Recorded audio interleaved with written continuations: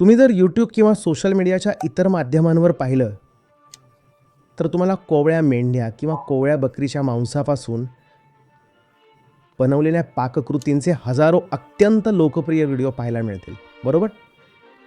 तुम्ही एक कोवळं पिल्लू घेता जे 2 महिने 4 महिने किंवा 6 महिन्यांचं असेल आणि त्याचं मांस विशेषतः चविष्ट आणि मऊ मानलं जातं आणि तुम्हाला ते खायचं असतं.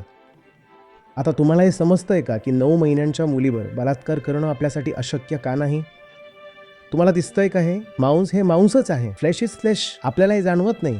आपल्याला असं वाटतं की फ्रॅगमेंटेड मानसिकतेमध्ये वागणं शक्य आहे. आपल्याला असं वाटतं की 3 महिन्यांच्या मेंढीच्या पिल्लाशी क्रूर वागणं आणि 9 महिन्यांच्या मुलीशी दयाळूपणे वागणं शक्य आहे. नाही, हे शक्य नाही, कारण मानवी मानसिकता तशी कार्य करत नाही. एकदा क्रूर म्हणजे नेहमीच क्रूर. एका व्यक्तीबद्दल क्रूर म्हणजे संपूर्ण मानवजातीबद्दल क्रूर आणि स्वतःबद्दलही क्रूर.